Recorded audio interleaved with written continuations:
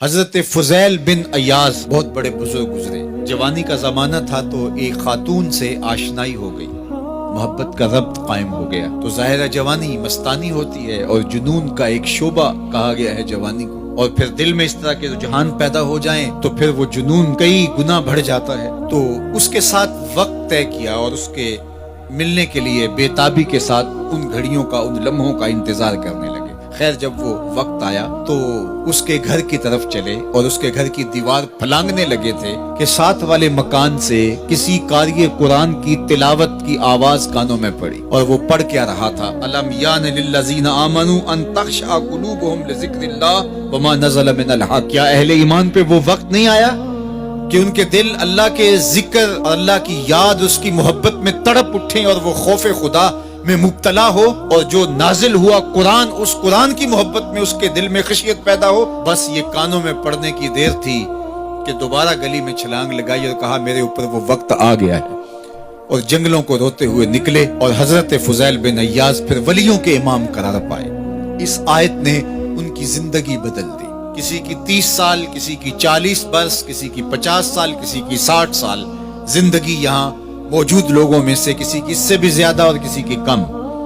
اس آیت کریمہ کو ذرا اپنے اوپر وارد کریں تو اللہ ہمیں نصیب کر دے کہ ہمارے دل تیرے خوف سے کانپ اٹھے اور تیری خشیت سے ہمارے دل لرز اٹھیں، اور قرآن کے ساتھ ہمارا ربط مضبوط اور مستحکم ہو جائے، اور ہم یہ اقرار کرتے ہوئے تیرے حضور حاضر ہو جائیں، مالک وہ وقت آ گیا ہے کہ ہمارے دل تیری یاد سے، تیری محبت سے، تیرے پیار سے مالا مال ہو گئے، اور اپنی باقی زندگی ہم تیرے پیار میں، تیری محبت میں اور تیری یاد میں بسر کریں گے.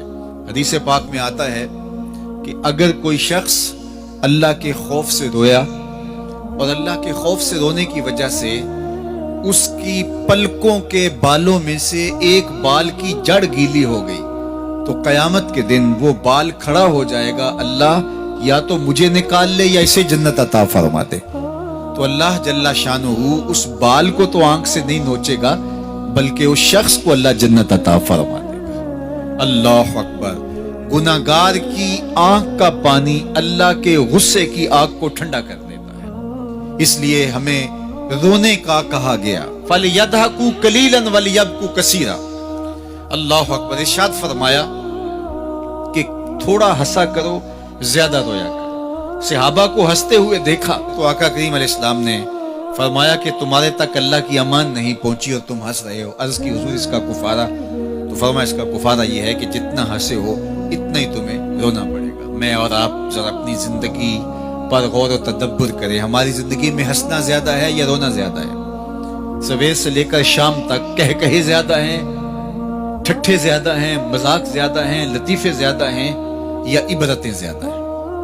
تفکر زیادہ ہے، تدبر زیادہ ہے، سوچ بچار زیادہ ہے، یاد الہی میں تڑپنا زیادہ ہے، آنکھوں سے یاد خدا میں بہنے والے آنسو زیادہ ہیں، یا غفلت سے پھوٹتے ہوئے کہے زیادہ ہیں؟ مجھے اور آپ کو اپنی زندگی کا ضرور محاسبہ کرنا چاہیے. ٹھٹھوں سے، مذاق سے ہماری مجلسیں بھرپور ہوتی ہیں. ہم دن میں جتنا ہنستے ہیں، کیا اس کا 10واں حصہ بھی ہم تنہائی میں بیٹھ کے اللہ کی یاد میں روتے ہیں؟ اگر ایسا ہے تو مبارک ہو، اور اگر ایسا نہیں ہے تو اللہ سے آنسو مانگو، اللہ سے درد مانگو، اس کی یاد میں رونا مانگو، اس کے ذکر میں تڑپنا مانگو، اس کی محبت میں بے تابیاں مانگو، آنسو مانگو، سسکیاں مانگو. تڑپنے پھڑکنے کی توفیق دے، دل مرتضی سوز صدیق دے.